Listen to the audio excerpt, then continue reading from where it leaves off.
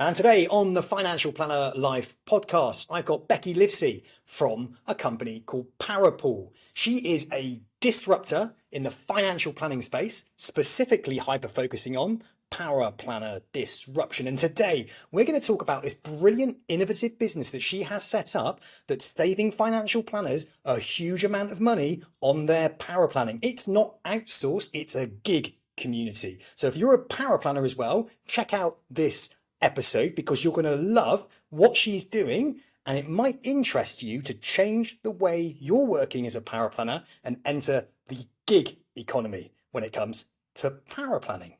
Let me know what you think.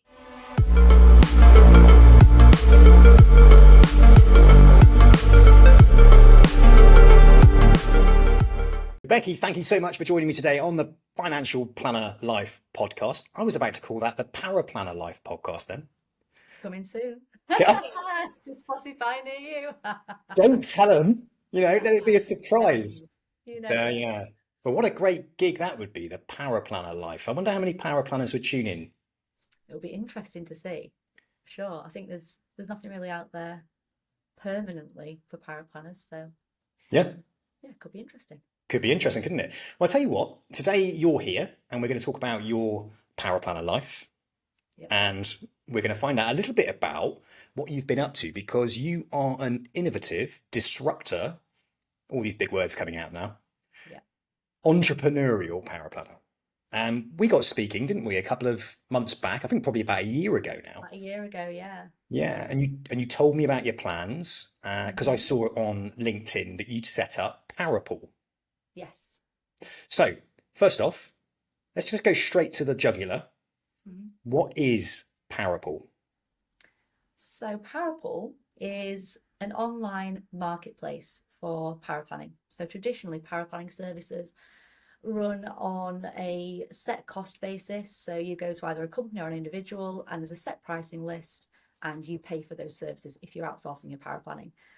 What we do with Parapool is we have a number of paraplanners registered on the site, and advisors are able to come to that site, post a case that they want paraplanning support for, and rather than being a set pricing structure, paraplanners then bid for that work. What that means is typically up to a 40% saving versus our biggest competitors, because the paraplanners are retaining that work directly. So they're able to quote low levels and still, kind of get a good deal for them. It's a great deal for the advisor. Plus the advisor fully in control as well of who they work with, which is brilliant because they can see who's made bids, how much the bids are, and a full profile on each paraplanner that they would look to work with. So the quality of documentation is clear to see.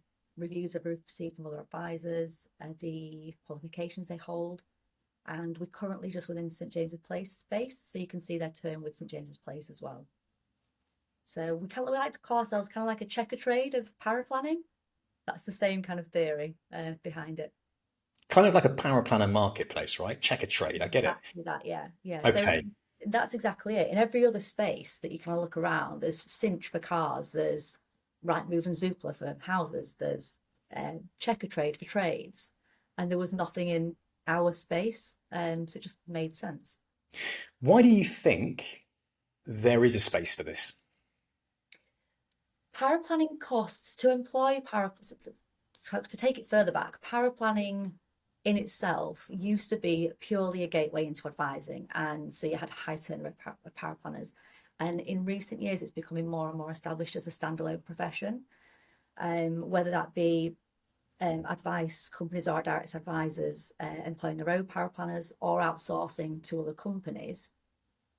It's certainly a standalone profession, and as it's become more so, it's becoming more and more expensive. So when I first started paraplanning, you could take on a paraplanner for maybe £35,000 a year as kind of a max. And if you look around the marketplace now, if you're looking to employ a paraplanner, you're looking at least 35. That's kind of, you're really pushing it there up to anything kind of 60k plus for an experienced, well-qualified paraplanner. So the space we fit into we're taking away that headache of one, having to employ somebody and all the HR and pensions and benefits and things like that you have to get involved with. And it's also quite a difficult role to effectively staff for in-house, because you have periods such as tax year end, and this time of year is quite busy for us as well as paraplanners, because people getting towards the year end and they really want to push through a load of business. Summer months can be quite quiet, so to effectively staff in-house and maintain a relatively consistent service level is really difficult. So that's why Parapool fits in nicely, that one, if you don't want to employ a paraplanner, you can use this as and when you need. You can use it for every single case that you ever write, or you can use it to help an in-house paraplanning team during busy periods for overflow, to cover gaps. So we had somebody the other day sign up, the paraplanner's going on maternity leave, so they don't want to give somebody else kind of a full-time work for a certain time and then drop them again. But because this is a marketplace and you can work with whoever you like, there's no obligation. You're not feeling kind of morally obliged to maintain someone's lifestyle really and their living. So you can pick it up and you can put it down as an employer whenever you need it. So let's say, for example, all of a sudden you're a growing firm, you're reliant upon your paraplanner, right? Vital part of the business, but unfortunately that paraplanner goes sick for 2 weeks and there is no chance that they can do any work. Yeah, They've got to drop everything. All of a sudden you're in a pickle. And you're thinking, how are we going to do this? Now we can all do it ourselves, but that's going to impact our business. Absolutely, yeah. Or we go into Parapool and we put our bit of work on there. And do they put a price on there of what they're looking for? Or do they put the work on there and the paraplanner's bid? Yeah, so you put the work on there. So say you've got a pension transfer case, for example. You pop on there, I've got a pension transfer case. It's all laid out, kind of a little flow through. So it has a number of transfers, a bit about the case itself. There's a notes section, so you can add notes in there if there's anything kind of obscure or any detail that you think is relevant to the cost of the case. Another important factor is that as an advisor, you set the time limit as well. So again, a lot of the time with the traditional methods, you put in your case, it goes into a queue and it's worked on kind of in order, unless you're really trying to pull some strings. With Parapool, you say, right, I've got this pension transfer case and I want to see them again on the 13th of November. And you're only then going to get bids from paraplanners that can work to that timescale. So that's quite effective too, especially with quicker turnaround cases. You last minute, I want to go and see someone tomorrow and they want to sign up an ISA, I need the report. You're going to find someone that can do that by tomorrow. I think the quickest one we've seen in terms of a hefty case was somebody posted on a Wednesday, I need a pension transfer, I need a draft report by Friday, and it was done. And there aren't many services you can go to where you can get that really quick turnaround. What's interesting there as well from a paraplanner perspective, I suppose, is there is a supply and demand aspect here as well. So if somebody does want something relatively difficult to do, it's going to take a fair bit of time within a 24-hour period because they've got a big meeting coming up or something, then that paraplanner could bid a bit higher if the competition, for example, is not there. Now, how do we maintain this? I'm going to ask you loads of questions about this, right? Because I think it's worthwhile. How do you maintain that it's not a race to the bottom when it comes to fees?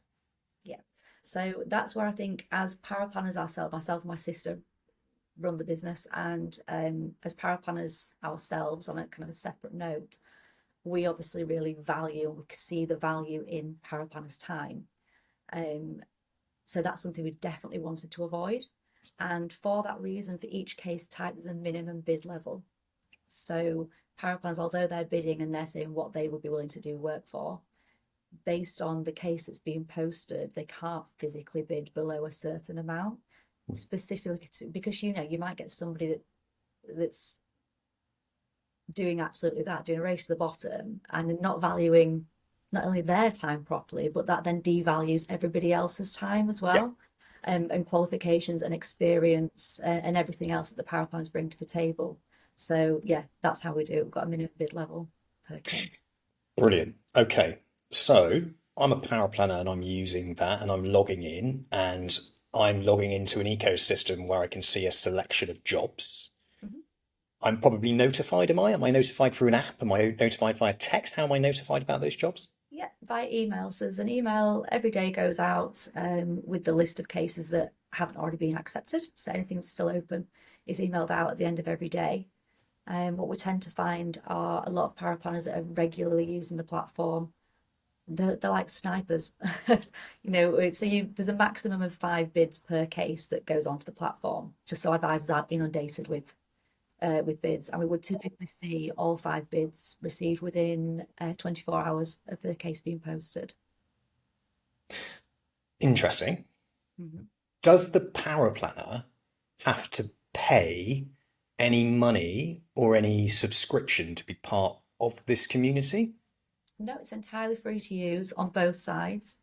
Right. So the way that the fee structure works, this is a big question we get when we say it's free for paraplanners, it's free for advisors. People are like, well, how do you make money? So it's a commission basis. So a paraplanner bids X amount, say they bid £200 for a case, a small commission's added, and then the price that the advisor sees is that total price, including VAT. So the paraplanner knows exactly what they're going to earn from the case, the advisor knows exactly what they're going to pay, and that won't change. And what protection is in place for the client who is booking the services of the paraplanner if, say, for example, a complaint is raised or there is a problem or service level agreements aren't met? So that again comes back to Grace, my sister, and I being paraplanners ourselves. We can kind of use ourselves as backup. So there's only been one instance so far where somebody got in contact with us to say this paraplanner's agreed to do a case, and I'm not getting any contact back. I really need to see the client. Because we're paraplanners, we can step in and take over that for them. At a very quick notice, obviously we'll prioritise that. We only have one so far, touch wood. Lovely. But yeah, so I think we're very well positioned to deal with that. Are you creating a community within the community of paraplanners? Is it collaboration, competition stroke collaboration, or is it competition, or is there a collaboration between? Do you guys and girls all talk to each other, or is it strictly business? So it's currently strictly business. It is very much a competition in terms of it, kind of in the view that everyone's bidding on cases and looking to win business for themselves.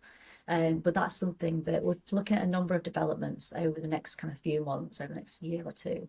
And that's something that we're really considering is creating a community within the space for the paraplanners. Again, something that I think is lacking out there for paraplanners at the minute is not lacking. There are definitely communities, but we're working currently within a very specific space. So within St James's Place, it's a vast business. But in terms of paraplanning support, on a realistic level, other than going on courses and things with St James's Place, just on a day to day, if I'm a self-employed paraplanner, just taking my work from Parapool and I'm working by myself at home every day, it could be quite isolating. I think that's a lot the situation for a lot of the paraplanners using it.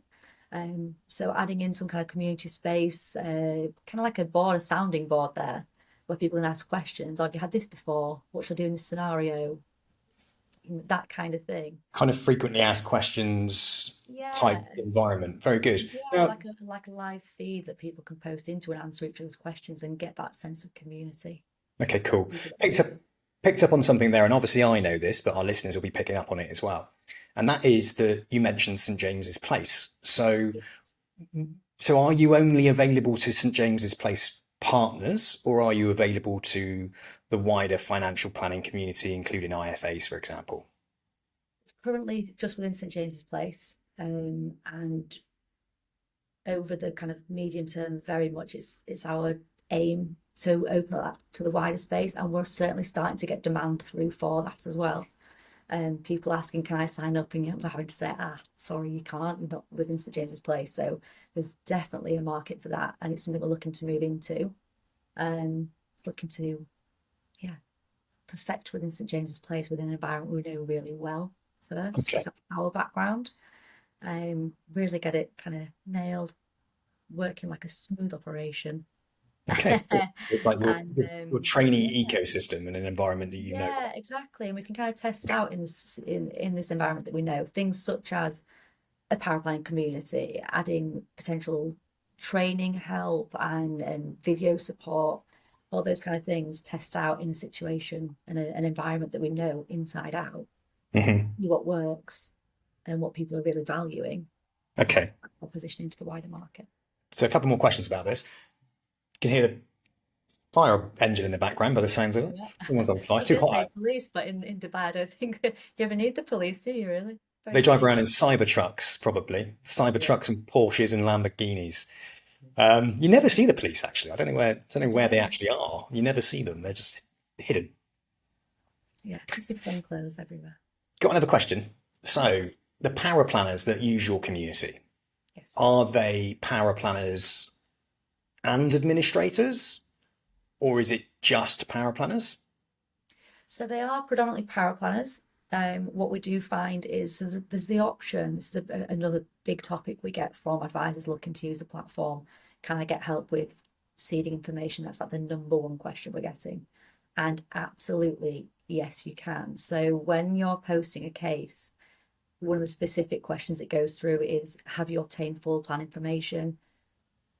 Do you want support with this? Have you got partial information? You want file notes gathering? Do you want to send in an LOA and have the paraplanner gather all the plan information?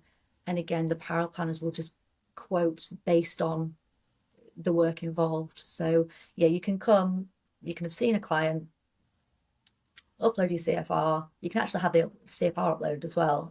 Your fact find can be uploaded as part of the case. Again, you just tell that to the system as you're inputting your case.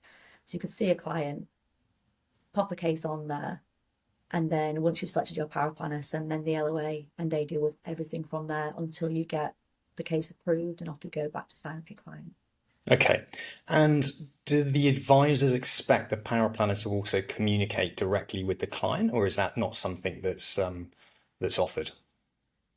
Not particular, I wouldn't expect. So we kind of as running the site don't get too involved in that process once it's gone and that they've been matched up and they get on with the case. We don't tend to hear much more until it's complete.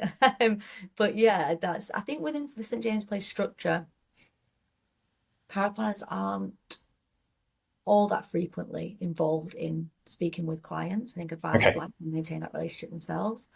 Um, but it's again, it's there to be used. And once you've selected a power planner, it's that open dialogue. And if they're saying, I don't know, I need a state pension forecast, what can you ring the client for it? I can't see that that would be a problem. Okay. You set this up, Mhm. right, with your sister, both power planners. Yep. What triggered you to do this? Why set it up? So something you must have gone, there's an opportunity there. Is it a personal experience? Is it an experience of others you've been around? What's your reason for setting up Parapool? So it actually started laid on a sunbed in Santorini. Oh, So I'd been at a friend's wedding. I was away. I don't think I had my laptop with me. And Grace, my business partner and sister, was calling me. We had one of our clients wanting like a mortgage case, I think it was from memory, and it needed to be written that day. And it's really, really like hectic. Let's go, let's go, let's go. And we had a lot of that going on. We were at max capacity in terms of the clients we could take on board. And she called me, there's nothing I could do to help. So obviously the phone goes down, she's really stressed. I'm then laid there on this sunbed, just churning over ideas like, how can we get past this? We keep getting these last minute cases. We're absolutely kind of working our socks off. Late nights, early mornings. We need some kind of assistance to keep providing this service. So my first thoughts were around kind of a fast lane, maybe set up a website where for last minute cases, emergency cases, people could post them and pay a premium for the service. And it just rolled from there and developed into actually why not just encompass all cases, open it up for anybody can access this in terms of paraplanners, anyone can access it in terms of advisors. So we started to put that together, started developing a site to do that. It was originally going to be called Paradox. okay. Um, and to kind of gauge interest, we started a LinkedIn campaign around that, which is where you first messaged me from. But as part of that, we were contacted by a guy called Joe Wilcox, and he messaged just to say, I can see what you're doing, and I have something kind of similar, and it'd be good to have a chat. So we jumped on Teams, as you do. It turns out they had something very similar, which was Parapool, that he, as a St James Place advisor, didn't have the time to run anymore. One of the other business partners Hamish is now part of the SJP investment management team, so wasn't allowed to work on it as part of his contract. So rather than starting from the ground up and having to go through the development costs and everything ourselves, we struck out a deal to take over a platform that was already there and just not so well known. So our mission now is bringing that forward to firstly to people that haven't heard of it. It's here, it's great, come give us a go. And secondly to advisors that have used it in the past. So it's been running a couple of years and had a lot of teething problems.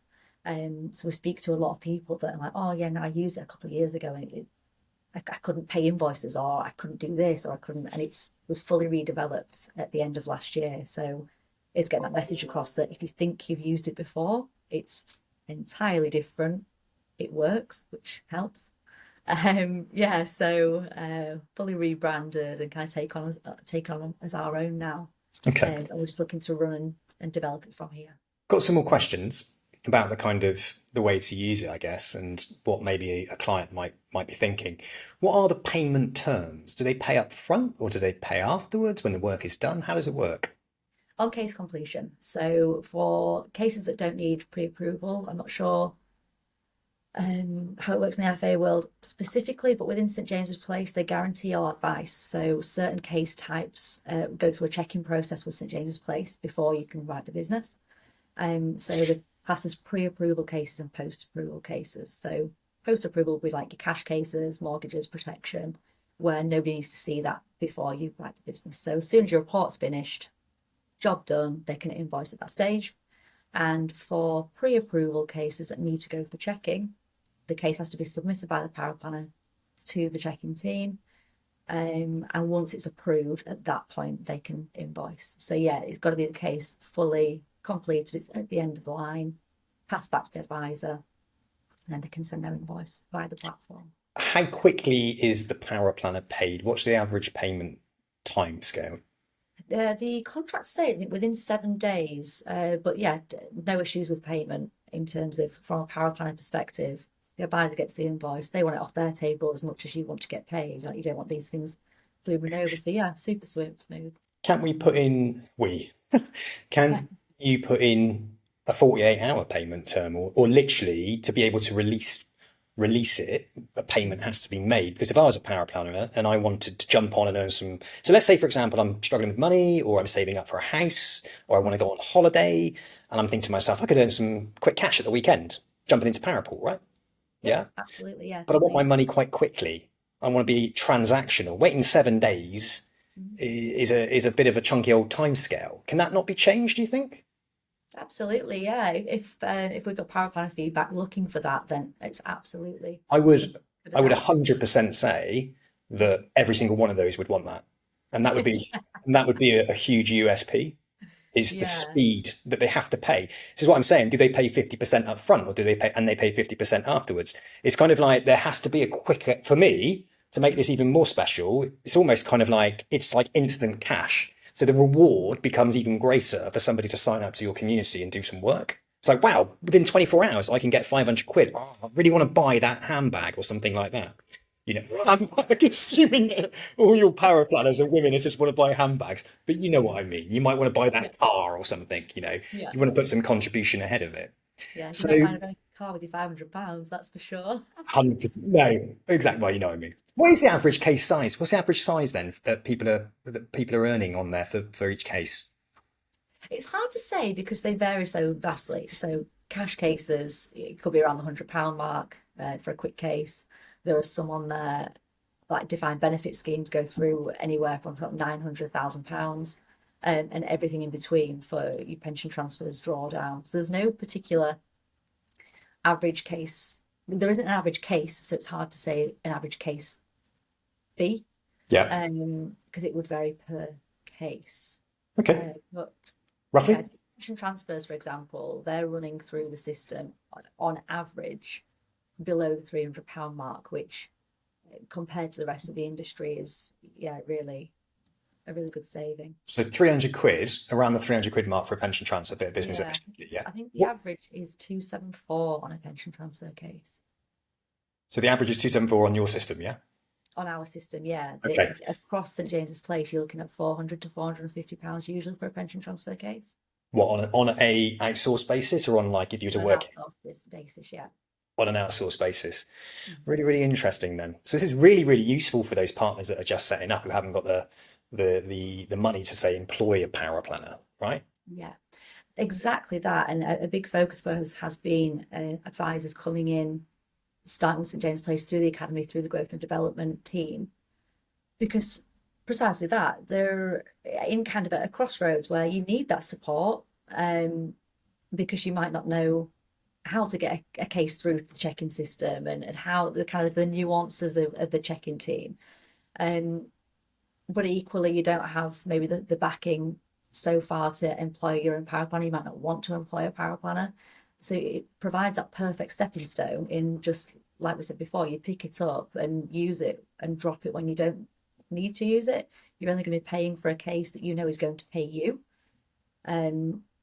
which is brilliant as well. We've actually, Grace and I have done a lot of work with advisors coming through the academy. So something that we've picked up on as well is a lot of advisors like to learn the ropes themselves. They do want to write a few of their own cases to get a feel for it and see what needs to go in and why is a power planner asking for this, and really know the process inside out. So what we've added to Parapool as well is a check-in service.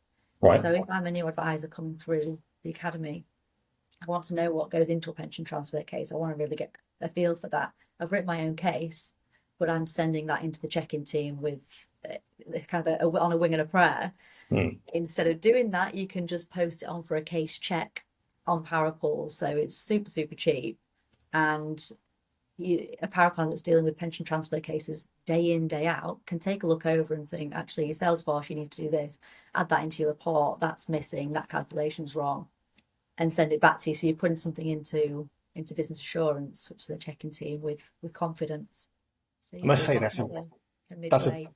very clever way to also introduce your business very early on in somebody's journey, because they buy into the brand, they buy into what you're doing, and as and when their earnings hit this, but their turnover within their business hits a certain threshold where they can start actually passing it to you to do.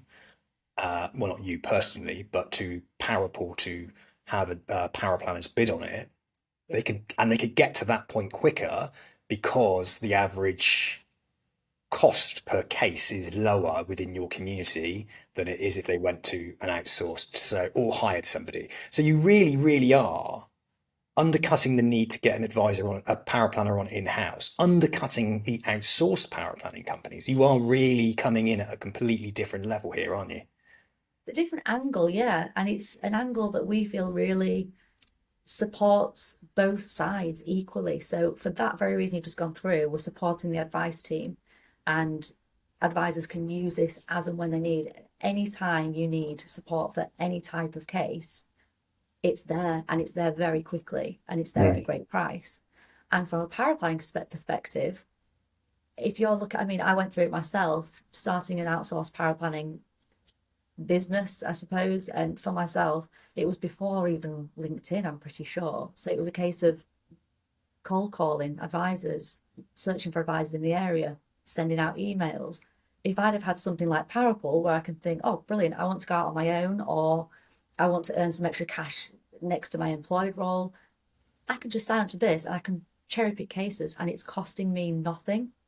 I would have jumped at the chance. So yeah, we're really passionate about keeping that element of it. And the standard structure within outsourced paraplanning is that there's a fee split. So paraplanners are doing all the work and only receiving, say, 50-60% of the case fee, and the case fee is being set for them.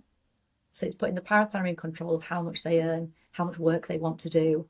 It's also putting the advisor in control of who they want to work with, because they can choose, and how much they want to pay, and when they want that case done by.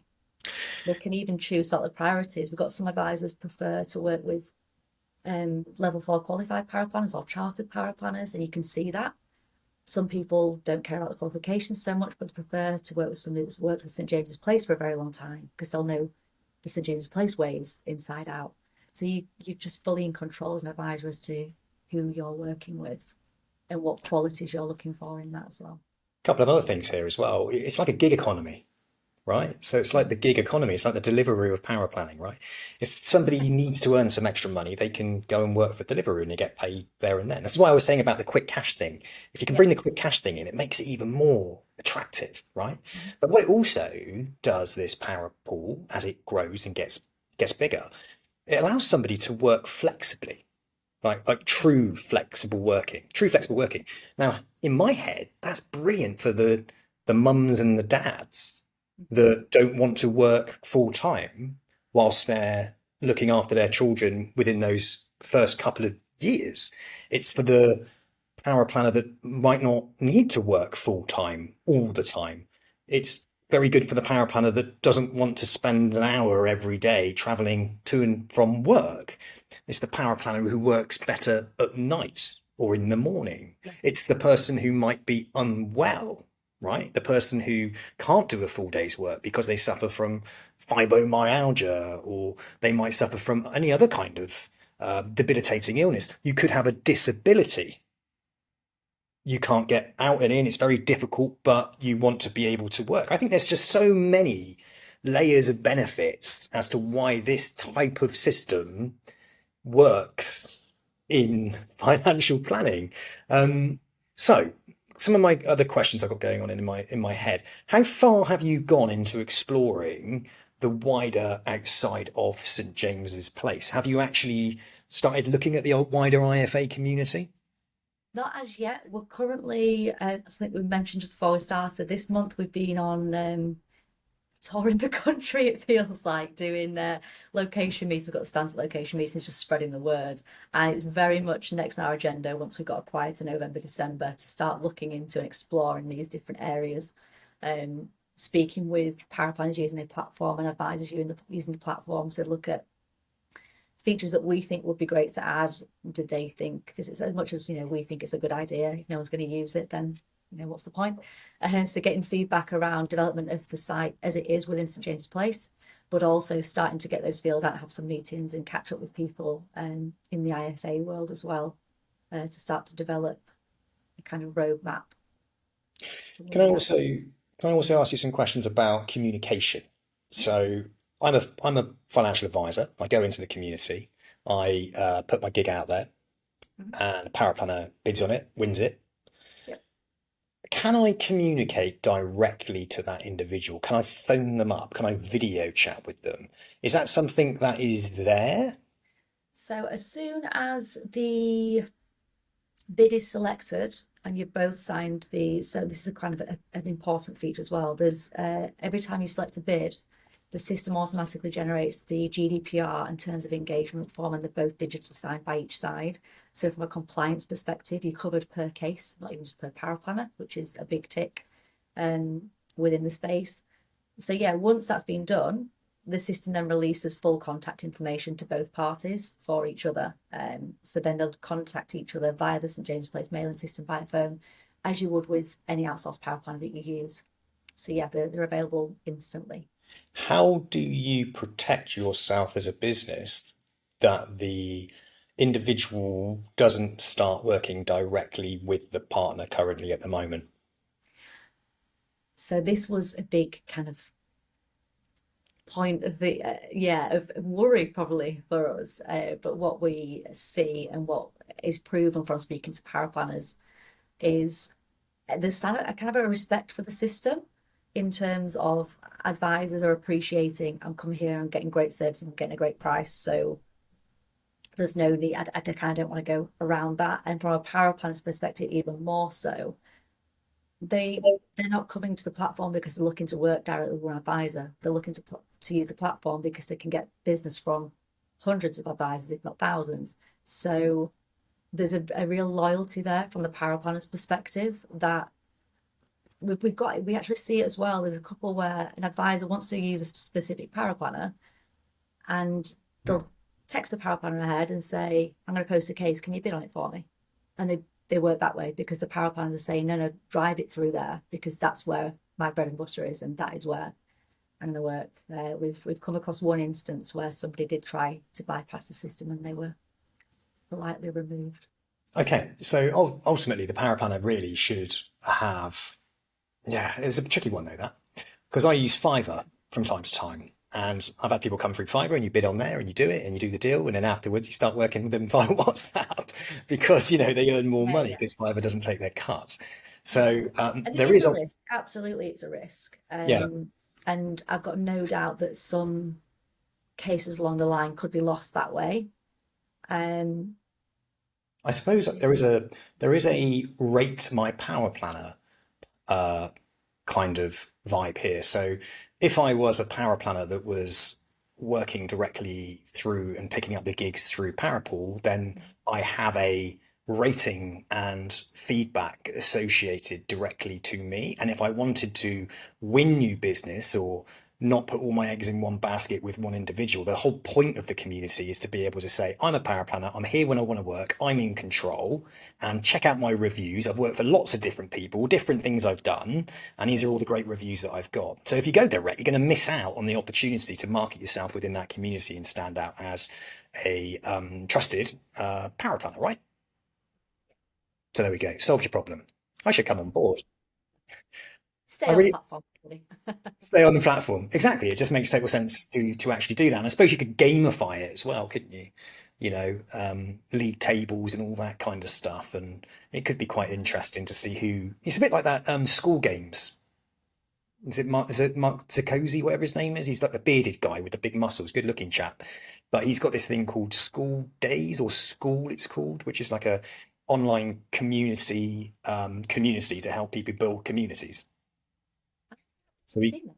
yeah, yeah, I've not gone into it and dug around, but actually someone contacted me recently because I put a post saying, if anybody in school wants to build my community, give me a shout. So one of the things that they say is that if you want to build a community, partner with somebody who's an influencer, already has one, but doesn't actually have a community on the school, and then you could help that person build it for them.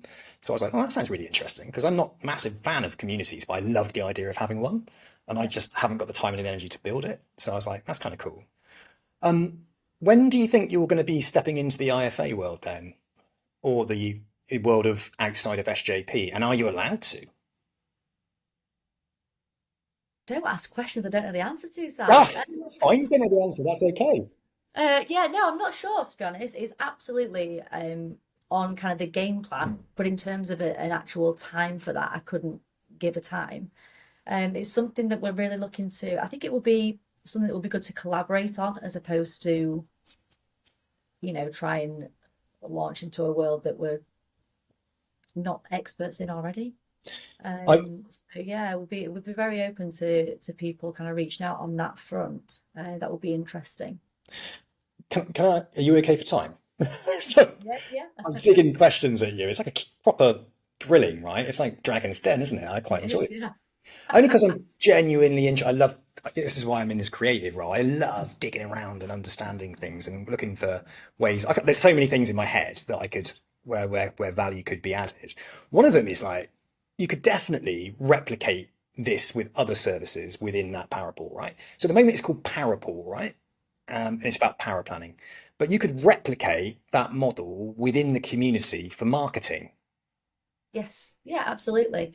That's something we've considered as well. In the first instance, we've looked at and we've had chats with a couple of meetings with some admin services, outsourced admin services, because that's becoming a really big space as well. Mm. All the back office things, the client packs, the review meetings, that kind of side of things is something that we're certainly looking to add in. But yeah, there are all sorts of features you could look to add. Think it'd be like branded. You could do like branded marketing. You could do podcast editing. There's just email marketing. There's so many things that someone could buy that they might go to somewhere like a Fiverr. But the problem when you go to somewhere like a Fiverr, no one understands financial planning.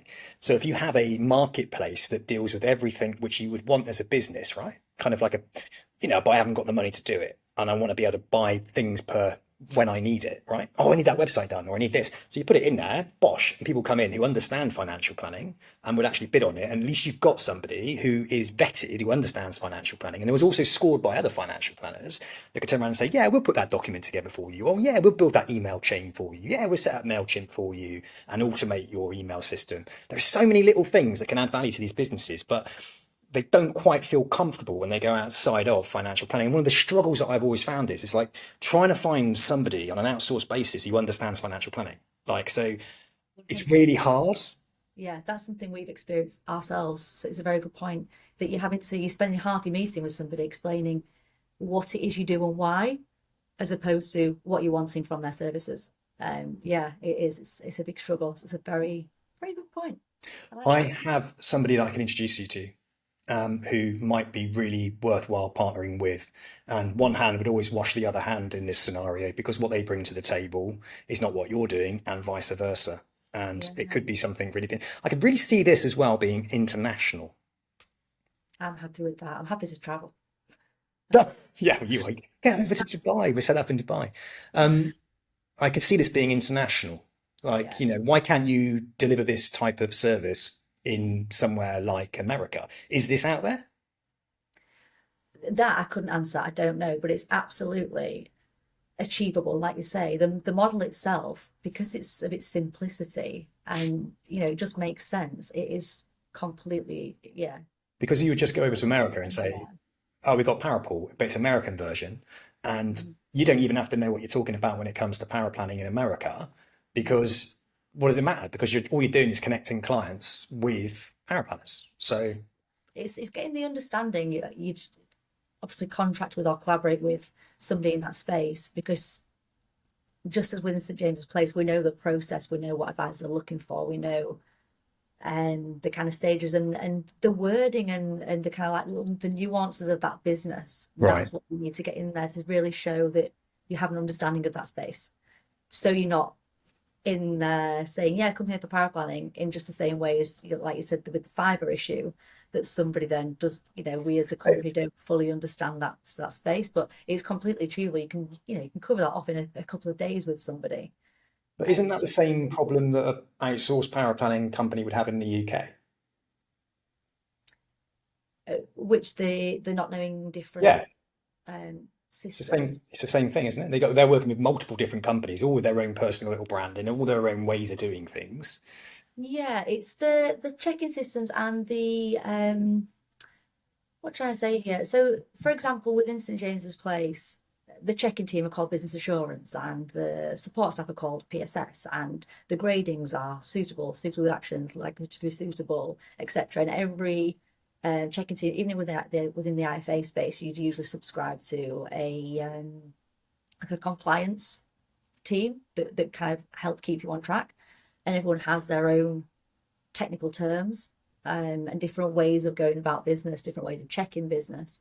And that's where I think you need to have a good understanding before you just throw a system out there, so that you're not in exactly the same situation as you said with outsourcing beyond financial services and don't really understand the terms. And you kind of got to, yeah, we want to come from a place of delivering a real quality system that understands you as an advisor and understands you as a power planner fully. Um, but that's where you can easily collaborate with people in that space to deliver that. Do you have experience of working as a financial planner? Yes. So I started my career, I kind of fell into it, to be honest. I worked in a bank when I left college because I didn't really know what I wanted to do. That's no point going to uni and wasting time and money when I don't have an end goal with that. So I thought I'll just work in a bank for a while and figure out what I want to do. And I worked for the Halifax, and there was one financial advisor in our branch that I worked in, and he had his own office and he drove in a nice car, and I thought, yeah, I want a bit of that. I'll do that. And I was told at the time, I think it must be 17, 18, and I was told, oh yeah, like a few years and you can work your way up to that. And I thought, oh, I don't really want to do it in a few years. Like I want it yesterday. So I qualified. Within the bank, it's bank assurance. You kind of had to be approved by the bank assurance team and go through a vetting process to essentially be offered the role to then start the training. So I was offered that when I was 20, I qualified when I was 20, and they had a space available when I just turned 21 in Scunthorpe of all places. So I was traveling from Wakefield to Scunthorpe. That was a lot every day. But yeah, I loved it, really, really enjoyed it. And then during RDR, in 2012, they split the workforce and they divided between, some people were staying as financial advisors and some were being divided off as financial, what do they call them? It was basically non-advising roles. So you're giving out the same products, doing the same job, but you weren't allowed to advise. You just had to kind of follow this flow chart. And I'd been the second highest performer in my area out of a team of about 14, I think it was. I'd only been in the role about 18 months, and I was literally told last in, first out. So you're going to be a financial consultant, they were called financial consultant, which didn't quite sit well with me. So yeah, you kind of look back and I think now, there's no way I would take that now. But that's maybe a bit of youth that I didn't really stand up for myself there. Because apart from the others, I'm pretty sure it's not legal. It's not a thing. Oh, you've only just started, so we're going to kick you out the role first. So yeah, then somebody I was working with. How long were you in the role for? Pardon? How long were you in the role for? About 18 months at that point. Usually I think it's either within the first 2 years or first year. Yeah, They can pretty much, that's a good point. They can do what they want, can't they? pretty much do what they want. Yeah. Which helped me when I owned a business. Other way around, it's like, no! Yeah, From yeah. employed, it's like, no. Loophole as well. So yeah, then I was working a different branch with, ironically, the same advisor that I'd started, that was in the first branch I ever worked in, that I saw as an advisor and thought, I want to do that. And then he was leaving to go to St James's Place, started his own practice, and said, do you want to come along for the ride and run everything back office? Which worked really well for me at the time. And yeah, I kind of went from there. All right, cool. Thank you so much for sharing all the information about Parapool, how it works, your journey with it and where you're going with it and why you created it. Like genuinely, from the last time I spoke to you about a year ago to now, it's interesting.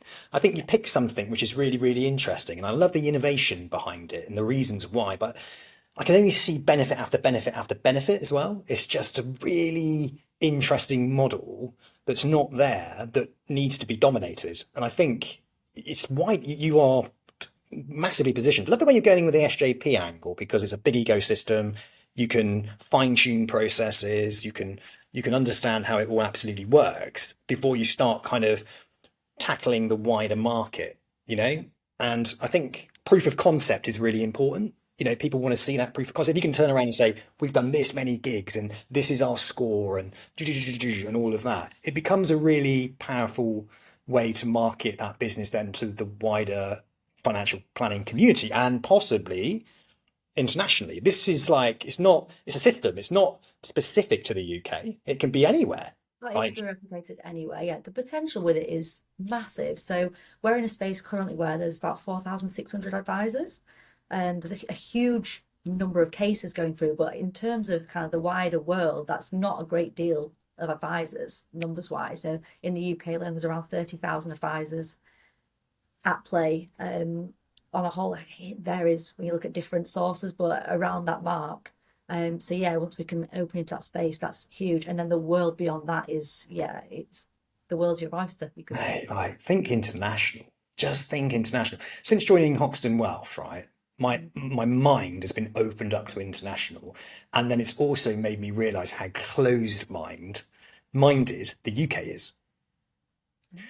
It's really interesting, and how cynical at times it is, which is quite sad, really. It's almost holding itself back.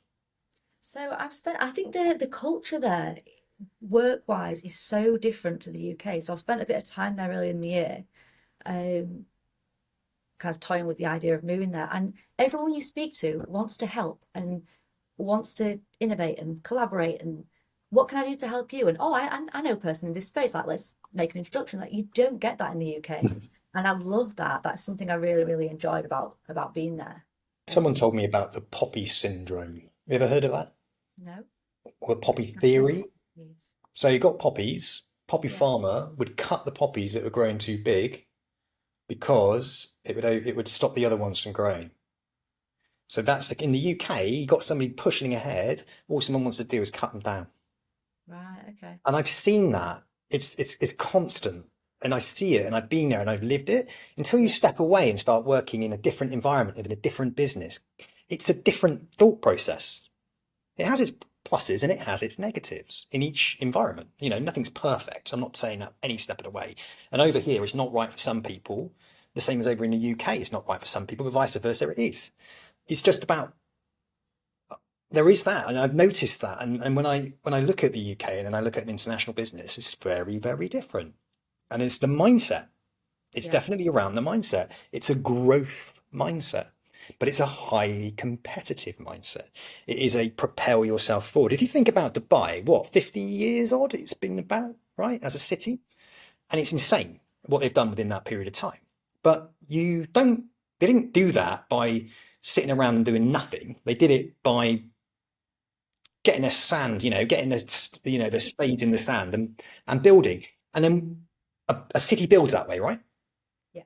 And a city builds that way quickly. And that's kind of the mentality here. You're building. It's like the gold rush, you know? You're coming out here to work. Yeah, it's very capitalist, and that's the way it is. There isn't a system that gives you benefits if you are unable to work. Unfortunately, you go home. That's the way it is.